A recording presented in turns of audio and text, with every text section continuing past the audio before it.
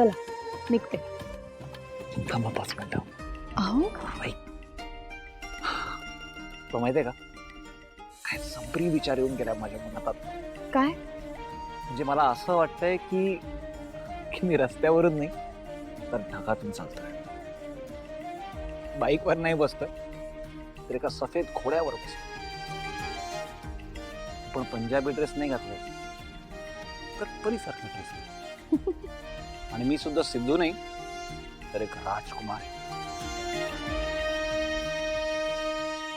सिद्धिराज काय चाललंय तुमचं? उशीर होतोय, निघू दे मला. अगं नाही ग, थांब ना. म्हणजे तू पण बघ ना, लक पण काय कमाल गोष्ट आहे ना.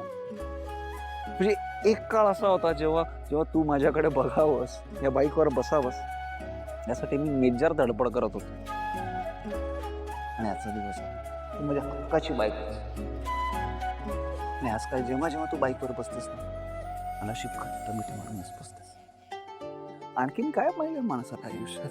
पण थँक्यू, घरापासून थोडी अंतरावर बाईक थांबवली, नाहीतर जानूनी बघितलं असतं आणि मला फुल टेन्शन आलं असतं.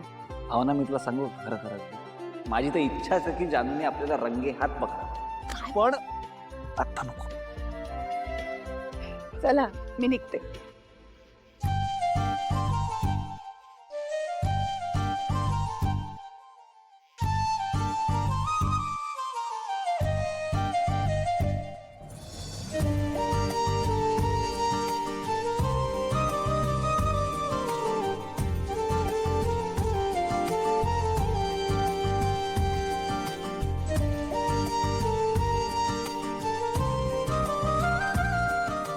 सिद्धिराज अहो काय करताय तुम्ही? 5 मिनिटं थांब प्लीज. अहो